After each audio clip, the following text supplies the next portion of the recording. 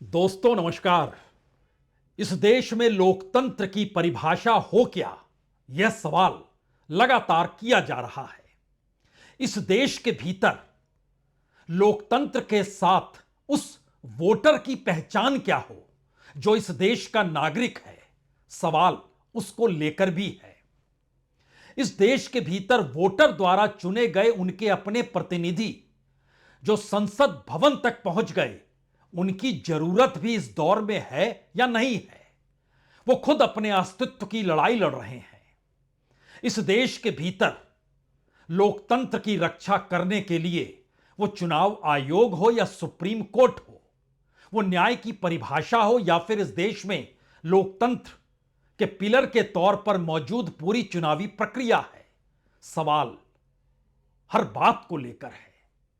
लेकिन भारत इस वक्त समाधान की दिशा में बढ़ चुका है और चाहे वो अंतर्राष्ट्रीय कूटनीति हो, अमेरिका के साथ डील हो, यूरोपीय यूनियन के साथ फ्री ट्रेड डील हो चुकी हो, या फिर भारत की अपनी जरूरतें जिस लिहाज से चल रही हैं उसमें भारत आज की तारीख में अव्वल है। इससे पहले इस देश के पास ऐसा कोई विजन था ही नहीं। किसी ने सोचा ही नहीं इस देश के किसानों को पैसा दिया जाए। एक दो नहीं, 10 करोड़ किसानों को 4 लाख करोड़ रुपए दे दिए जाएं, यह किसने सोचा होगा।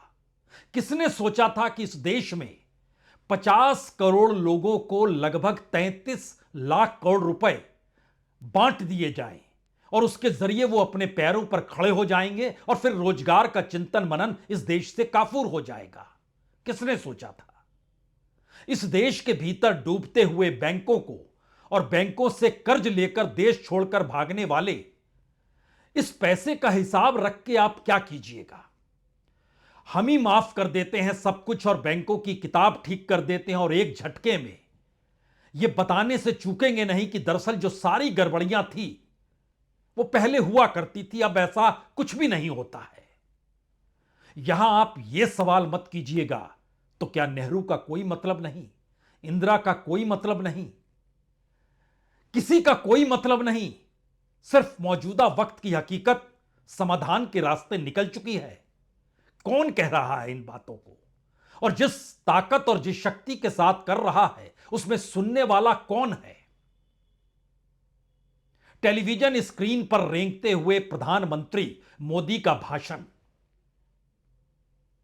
आज राष्ट्रपति के अभिभाषण के जवाब का वो हिस्सा है जिसको पार्लियामेंट के भीतर बैठकर विपक्ष का कोई भी व्यक्ति या कोई भी सांसद मौजूद नहीं था। मौजूद थे तो प्रधानमंत्री मोदी थे, मौजूद थे तो प्रधानमंत्री मोदी की छाया में वह बीजेपी थी, मौजूद सांसदों की कतार थी तो उनकी अपनी कॉन्स्टिट्यूएंसी में भी उनकी अपनी जीत हो नहीं सकती है अगर वो प्रधानमंत्री मोदी के बनाए रास्ते पर ना चल पाए या उनका नाम ना ले पाए। कौन था पार्लियामेंट के भीतर? जी, सिर्फ एक शख्स, नाम है नरेंद्र मोदी। इसीलिए आज हमारे पीछे की तमाम किताबों में भी जिक्र आपको चेहरे नजर प्रधानमंत्री मोदी के ही आ रहे होंगे। इस बात का जिक्र हमने शुरू में क्यों कर दिया? आज हमें लगता है खुद प्रधानमंत्री मोदी ने आज खुले तौर पर जो ऐलान किया वो ऐलान वाकई बहुत महत्वपूर्ण है। सुन तो लीजिए पहले। मेरे शब्दों पे भरोसा नहीं है तो मैं देश को लोगों को कहूं कुछ मत करो, सिर्फ लाल किले से कांग्रेस के प्रधानमंत्रियों के जो भाषण है सिर्फ उन भाषणों का एनालिसिस कर लो, आपको साफ साफ लगेगा कि न उनके पास कोई सोच थी, न उनके पास कोई विजन था और न ही कोई इच्छा शक्ति थी। और इसका परिणाम है कि देश को इतना भुगतना पड़ा। नहीं नहीं, इसे सुन के आप डगमगाइए मत।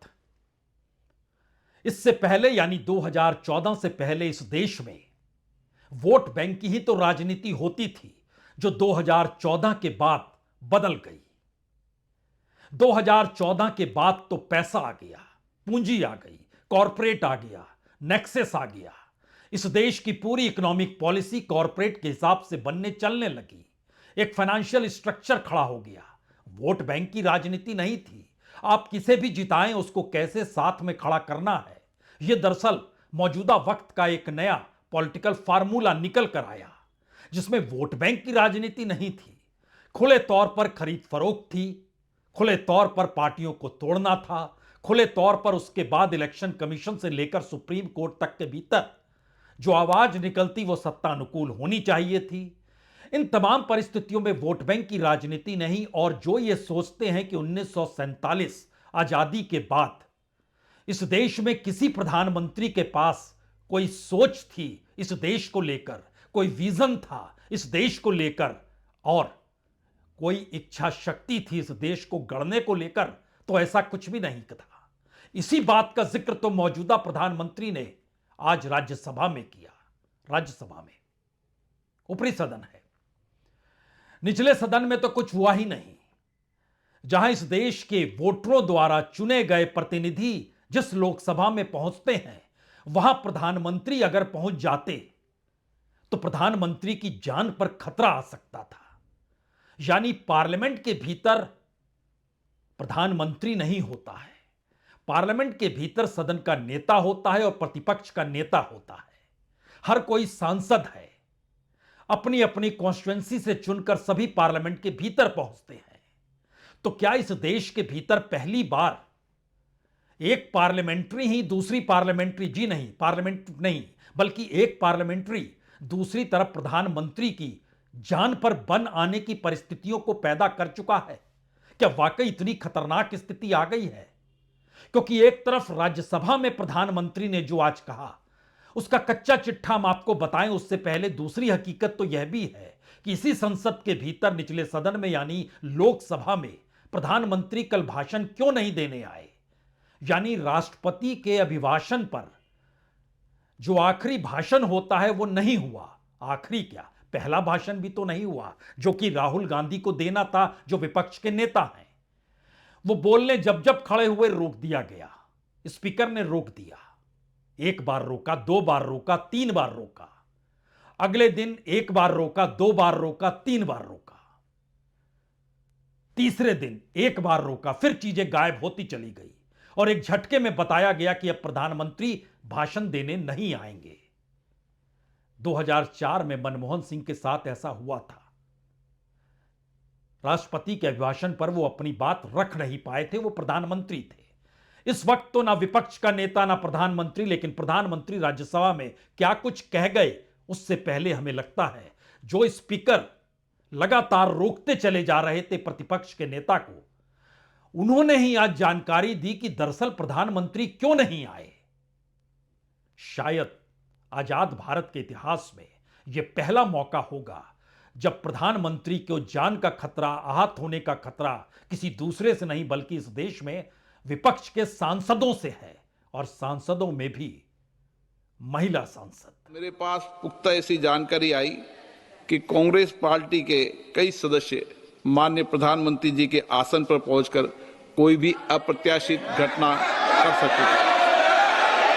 ये दृश्य मैंने सदन में देखा भी सही। अगर ये घटना हो जाती तो ये अत्यंत अप्रिय दृश्य देश के लोकतांत्रिक परंपराओं को तार तार कर देता। इसको टालने के लिए मैंने माननीय प्रधानमंत्री से आग्रह किया कि उन्हें सदन में नहीं आना चाहिए, और सदन के सभापति होने के नाते मेरी जिम्मेदारी बनती थी कि सदन की उच्च परंपराओं, गरिमाओं को अक्षुण्ण बनाए रखें। सदन के नेता सदन में न बोले, ये सभा के लिए किसी प्रकार के लिए उचित नहीं है। सदन के नेता ने उपस्थित न रह के मेरे आग्रह को मानकर सदन को अप्रिय दृश्य से बचाया। तो कल प्रधानमंत्री को सांसदों से खतरा था और आज प्रधानमंत्री के सामने कोई सांसद था ही नहीं। विपक्ष बायकॉट कर चुका था। वही लोग बैठे थे जो जानते हैं इस दौर की राजनीति में प्रधानमंत्री मोदी का होना बीजेपी के लिए सब कुछ है, और जो सांसद ये नहीं समझते हैं उनका महत्व है ही नहीं। तो बचा कौन? बचा सिर्फ वह सच जो एक किस्सा गोई की शक्ल में आज की तारीख में संसद के भीतर लगातार गूंज रहा था, क्योंकि प्रधानमंत्री बतला रहे थे इस देश के भीतर बैंकों से जो कर्ज लेते थे वो नहीं लौटाते थे और उसके बाद वो एनपीए में तब्दील हो जाता था, वो दरअसल अब 1% के नीचे चला गया, जो कि पहाड़ की तरह 2014 के वक्त था। हकीकत क्या है? 2013-14 में एनपीए भारत का 2 लाख या कहें 2,34,000 करोड़ था। 2 लाख 2013 में, और जब सरकार आ रही थी 2014 में मई के महीने में, उस वक्त एनपीए 2,34,000 करोड़ था। यह बढ़ते बढ़ते बढ़ते बढ़ते धीरे धीरे धीरे 10 लाख, 11 लाख करोड़, 12 लाख करोड़, 15 लाख करोड़, 18 लाख करोड़ पार करता जा रहा था। इस देश के जो पैसे वाले लोग थे वो पैसा उठाकर देश छोड़कर भागते जा रहे थे। सरकार ने आंखें बंद कर ली और कहा अच्छा उन्हें भागना है तो भागने देते हैं, हम रिटर्न ऑफ कर देते हैं। सरकार ने बैंक में पैसा डालना शुरू किया। 2 लाख हर बरस, 2.5 लाख, उसके बाद एक बरस तो 2,75,000 करोड़ तक दे दिए, और होते होते लगभग इस देश के भीतर जो माफी दे दी गई वो संख्या 18 लाख करोड़ के पार चली गई। एनपीए नीचे आ गया, बैंक वसूली कर नहीं पा रहे थे, जो वसूली हो रही थी उसका परसेंटेज इतना लो था कि उसको बताने में भी कोई शर्मा जाए। जी, वो 10% भी नहीं थी, वो 9% भी नहीं थी, वो 8% भी नहीं थी, वो 6% भी नहीं थी, वो 5-5.5% के लगभग मैक्सिमम आ पाई। इन सब के बीच बैंकों में सुधार हो गया। इस देश के भीतर किसानों की स्थिति क्या है, लागत और उनका खर्चा जो है उसके मार्फत मुनाफा कितना है, वो इस दौर में कम हो गया। लेकिन किसान सम्मान निधि में 4 लाख करोड़ रुपए बांटे गए, और यह किसी ने सोचा ही नहीं। जय जवान जय किसान का नारा देने वाले लाल बहादुर शास्त्री ने भी नहीं सोचा। अनाज एक दौर में भारत के भीतर जब कम होता था, और उस दौर में जो इस देश में हरित क्रांति हुई, उन्होंने भी नहीं सोचा। किसी ने नहीं सोचा कि यह देश भूखा है तो 5 किलो अनाज बांट दो। किसी ने सोचा क्यों नहीं? इसी दौर में यह सोचा गया, और बात यहां से निकलते निकलते यहां तक आ गई कि इस देश में 33 लाख करोड़ रुपए 38 लाख लोगों को पिछले बरस तक, अभी तक जानकारी जो हमारी टीम ने दी उसमें कह रहे हैं कि लगभग 49 करोड़ खातों में, जी 49 करोड़ खातों में इस देश के 33 लाख करोड़ रुपए मुद्रा योजना के जरिए बांटे गए और सभी काम में लग गए। इस बात का खुला ऐलान प्रधानमंत्री ने आज कर दिया कि हम हाथ पकड़ना जानते हैं। हाथ पकड़ेंगे तभी तो वो आगे बढ़ेगा, और इस कतार में एमएसएमई खड़ा हो गया। इस दौर में भारत दुनिया के केंद्र में आकर खड़ा हो गया, क्योंकि न्यू वर्ल्ड ऑर्डर में बिना भारत के किसी का चलेगा नहीं, और होते होते 10 करोड़ ग्रामीण महिलाएं भी अपने पैरों पर खड़ी हो गई। बचा कौन? कोई नहीं। यह खासियत है इस दौर की। शायद इसीलिए इस भाषण के इस हिस्से को भी जरूर सुनना चाहिए। डेवलप कंट्रीज एक डेवलपिंग कंट्री के साथ डील करता है ना, वो अपने आप में भी अर्थ जगत के लिए बहुत बड़ा है। और मेरे लिए नई बात नहीं है। जब मुझे गुजरात में सेवा करने का अवसर मिला था तो मैं एक वाइब्रेंट गुजरात समिट करता था, और मेरे लिए गर्व की बात थी कि एक स्टेट, हिंदुस्तान का एक स्टेट, मेरी इस वाइब्रेंट समिट के partner country, develop country Japan हुआ करता था। एक राज्य ने सामर्थ्य दिखाया था, आज मेरा देश है सामर्थ्य दिखा रहा है। चूंकि आज संसद के भीतर सिर्फ प्रधानमंत्री मोदी थे, जी सामने कोई विपक्ष था ही नहीं, और जो पीछे बैठे हुए थे वो सभी जानते हैं कि दरअसल उन्हें उस परछाई में ही अपनी राजनीति को साधना है, साधना हो या ना साधना हो, लेकिन उनका अस्तित्व ही उस परछाई तले है, इसका एहसास हर किसी को है। शायद इसीलिए इस देश में प्लानिंग कमीशन भी काम नहीं कर रहा है। तालियां बजने लगी। इस देश के भीतर इससे पहले की विदेश नीति, कूटनीति कुछ थी ही नहीं, तालियां बजने लगी। इस देश की तरफ कभी किसी विकसित देश ने भारत जैसे गरीब या विकासशील देश की तरफ कोई डील करने के लिए कदम बढ़ाया ही नहीं, तालियां बजने लगी। भारत को लेकर इस दौर में दुनिया का विचार एक नए पावरफुल कंट्री के तौर पर है, तालियां बज रही हैं। भारत की अपनी इकोनॉमी पहली बार दुनिया में उस जगह पर पहुंच चुकी है जहां पूरी दुनिया को भारत की इकोनॉमी के साथ खड़े होना होगा, तालियां बजने लगी। इस दौर में नीति आयोग है, इस दौर में सीबीआई है, ईडी है, इलेक्शन कमीशन है, इस देश के भीतर तमाम प्रीमियर एजेंसीज है, कॉन्स्टिट्यूशनल एजेंसीज है। इससे पहले कोई नहीं था। इसी दौर में तो सब कुछ है, तालियां बजती रही, टेबल ठोके जाते रहे, और यह अंदाज कुछ इस अंदाज में रहा जिससे बार बार यह महसूस हुआ, वाकई सरकार चलानी हो तो ऐसे चलती है, सिर्फ हम हैं और कोई नहीं है। लेकिन अगला सवाल, क्या वाकई सरकार ऐसे चलती है? जो डील अमेरिका के साथ हुई, उस डील को लेकर पहले दिन से यह बात निकल कर आई कि जैसे ही विदेश मंत्री जयशंकर ने वाशिंगटन में कदम रखा, वैसे ही अमेरिकी राष्ट्रपति ने फोन किया प्रधानमंत्री मोदी को और डील पर मुहर हो गई। और इन सब के बीच उन्हीं विदेश मंत्री से जब यह पूछा गया जो डील हुई उसमें आपका योगदान, उन्होंने कहा मुझे नहीं पता, मैं तो डील की दिशा में काम कर ही नहीं रहा हूं, वह तो कॉमर्स मिनिस्टर पीयूष गोयल कर रहे हैं। अच्छा, पीयूष गोयल कर रहे हैं, और प्रधानमंत्री मोदी और राष्ट्रपति ट्रंप के बीच जो बातचीत हुई होगी वो हुई होगी, लेकिन मैं नहीं हूं, तो विदेश मंत्रालय डील में नहीं है।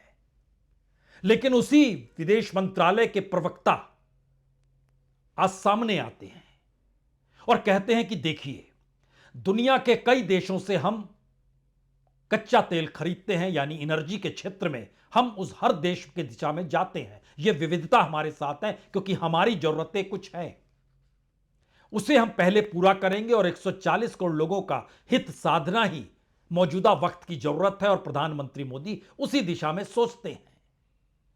वो विदेश मंत्रालय के प्रवक्ता है जो मैसेज दे रहे हैं कि रशिया के साथ तेल खरीदना जारी रहेगा, और अमेरिका से विदेश मंत्री कह रहे हैं मेरा इस डील से कुछ लेना देना नहीं है। तो सरकार ऐसे चलती है। नहीं समझ पाए तो पहले विदेश मंत्री को सुन लीजिए और उसके बाद विदेश मंत्रालय के प्रवक्ता को सुन लीजिए। Well, not directly with me, because that's being handled by Commerce and Industries Minister Piyush Goyal ji. What we have is, the Prime Minister and the President had their conversation.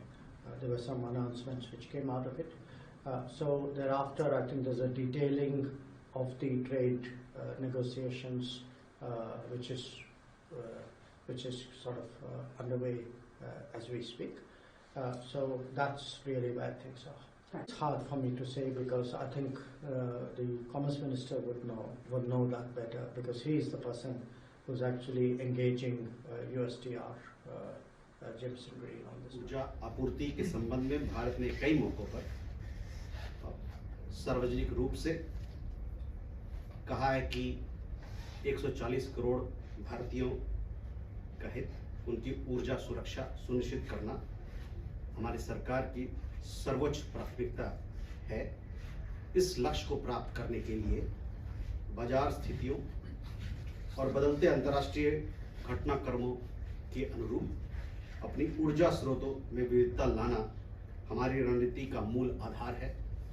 Bharat के सभी कदम इस बात को ध्यान में रखकर उठाए गए हैं और भविष्य में भी उठाए जाएंगे। हो सकता है अब आपके जहन में यह सवाल हो कि कॉमर्स मिनिस्टर, जो इस देश का एक्सपोर्ट इंपोर्ट विभाग भी देखते हैं, पीयूष गोयल ने इस बात का जिक्र क्यों नहीं किया। और उनके मंत्रालय की तरफ से यह बात क्यों नहीं आई? यह एमईए के प्रवक्ता ने क्यों कहा? बात इतनी भर नहीं है। आज ही ब्लूमबर्ग ने एक नई स्टोरी की और उन्होंने बताया कि दरअसल अमेरिका इसलिए झुक गया क्योंकि भारत के जो राष्ट्रीय सुरक्षा सलाहकार हैं अजीत डोभाल साहब, उन्होंने चेता दिया था जब वो अमेरिकी विदेश मंत्री रूबियो से मिले थे तो उन्होंने कहा था भारत झुकेगा नहीं, भारत झुकेगा बिल्कुल नहीं, और हम तो इंतजार कर लेंगे जब ट्रंप का कार्यकाल पूरा होगा तब तक डील हो या ना हो, लेकिन हम झुकेंगे नहीं। और ब्लूमबर्ग की उस स्टोरी में यह बताया गया कि दरअसल किस तरीके से बाकायदा अजीत डोभाल जब मार्को रूबियो से मुलाकात कर रहे थे तो उन्होंने 3 संदेश दिए थे। हम कड़वाहट खत्म करना चाहते हैं, हम ट्रेड डील पर बातचीत फिर से करना चाहते हैं, लेकिन किसी दबाव में आना बिल्कुल नहीं चाहते हैं, और अगर ट्रंप सख्त रुख अपनाएंगे तो फिर भारत मौजूदा सरकार जो है वह ट्रंप के कार्यकाल के खत्म होने का इंतजार करेगी। और उसके बाद ट्रंप नॉर्मल हो गए, शांत हो गए। बर्थडे के दिन प्रधानमंत्री मोदी को फोन करके बधाई दी। यानी इस पूरी प्रक्रिया में देखिए तो किस तरीके से मौजूदा सरकार, जो इससे पहले कि किसी सरकार ने सोचा तक नहीं, वो सब कुछ इस दौर में किया जा रहा है। यही तो उपलब्धि है। और शायद इसीलिए जब कोई सामने नहीं था और जब कोई सामने था तो राज्यसभा के भीतर कैमरा कभी भी विपक्ष की मौजूदगी और उसके द्वारा लगते हुए नारों पर नहीं गया। इस तस्वीर को जरूर देखिए, कुछ नारों की आवाज आपको सुनाई देगी। प्रधानमंत्री मोदी भाषण दे रहे हैं, क्या क्या कह रहे हैं उसके साथ नारों को भी सुनिए, और चंद मिनटों के बाद चले गए। लेकिन उन सब के बीच प्रधानमंत्री मोदी ने एक संदेश दे दिया। बुजुर्गवार हैं प्रतिपक्ष के नेता जो राज्यसभा में मल्लिकार्जुन खड़गे हैं, उम्र के लिहाज से ये बैठकर भी नारा लगा सकते हैं। उन्होंने स्पीकर से कहा, सभापति से कहा, इनको ये इजाजत दे दीजिए। माहौल ऐसा या मखौल ऐसा, सुन तो लीजिए। मेरी एक प्रार्थना है, आदरणीय खड़गे जी की उम्र देखते हुए वो बैठ करके भी नारे बोल सकते हैं तो अच्छा होगा, ताकि उनको कष्ट न हो। पीछे नौजवान बहुत लोग हैं, तो खड़गे जी को आप बैठते बैठते भी When you are speaking, they are listening. You are नारे listening. बोलने की अनुमति दे दीजिए।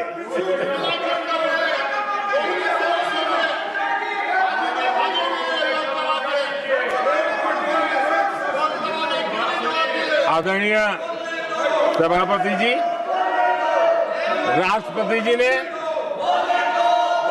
इस देश के मध्यम वर्ग, इस देश के निम्न मध्यम वर्ग, सवाल तो दो ही बड़े हैं। इस वक्त इस देश में ना तो सत्ता को वोटरों की जरूरत है और ना ही विपक्ष की जरूरत है।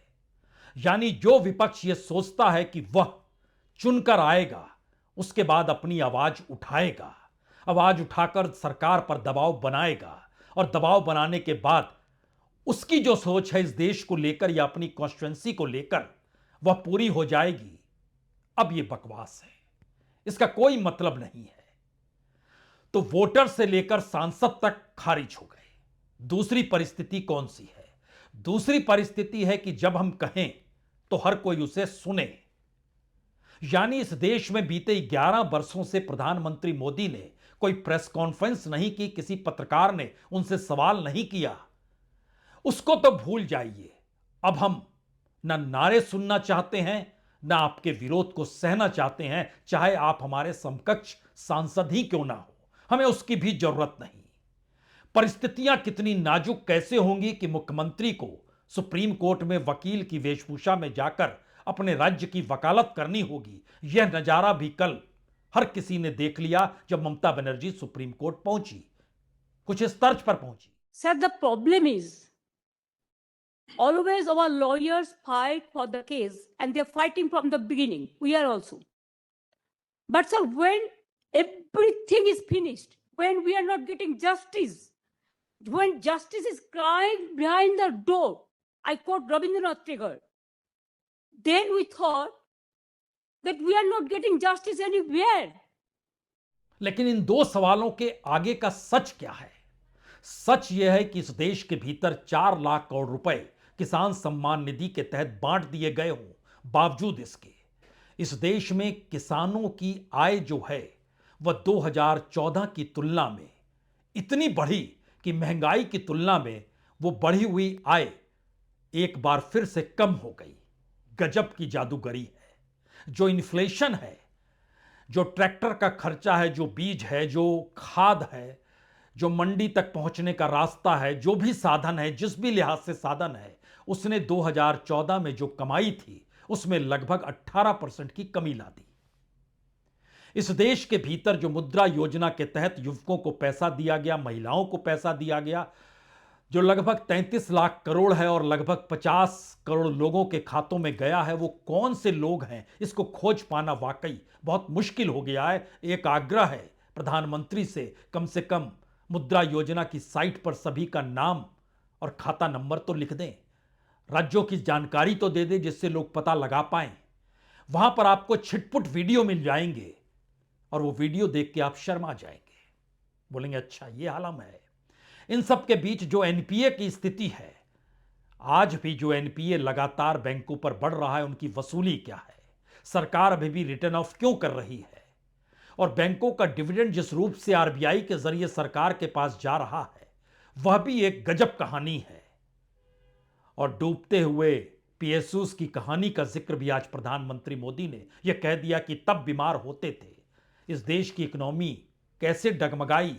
शुरुआती 5 वर्षों में पीएसयूज के डिसइन्वेस्टमेंट की दिशा में कदम भी बढ़े, लाभ भी हुआ, लेकिन उसके बाद परिस्थितियां इस देश में इतनी कंगाल हो गई कि लोग डिसइन्वेस्टमेंट में भी अब पैसा देने को तैयार नहीं, तो सरकार ने प्राइवेटाइजेशन और मोनेटाइजेशन का नया रास्ता निकाल लिया।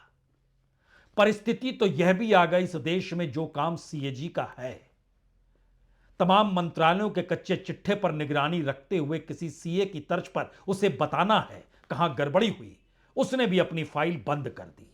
यानी जो पार्लियामेंट के भीतर केंद्र के मंत्रालयों की जानकारी 2014 से पहले हर बरस एवरेज जो होती थी वो तकरीबन 25 फाइलें पहुंची जाती थी, 3-4 सदन में रखी जाती थी। इस दौर में पूरे 11 वर्षों में भी केंद्र सरकार के मंत्रालयों से जुड़ी हुई सिर्फ 2 फाइल पहुंच पाई, उस पर भी हंगामा मचा, उसको भी दबा दिया गया। वो फाइलें 2 ही थी, एक सड़क को लेकर और एक जो इस देश के भीतर हेल्थ सर्विस है उसको लेकर जिक्र था। हर जगह फ्रॉड था, खुली जानकारी निकल कर आई।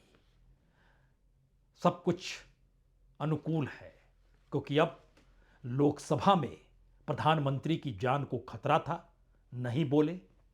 राज्यसभा में सामने विपक्ष नहीं था, खूब बोले। और इन सब के बीच इस देश के भीतर चलती हुई सरकारों का जो विजन है, इससे पहले कोई विजन किसी के पास नहीं था, इसकी खुली मुनादी भी कर दी गई। बचा क्या? प्रधानमंत्री नरेंद्र मोदी, यही तो बचे। बहुत बहुत शुक्रिया, बहुत बहुत शुक्रिया।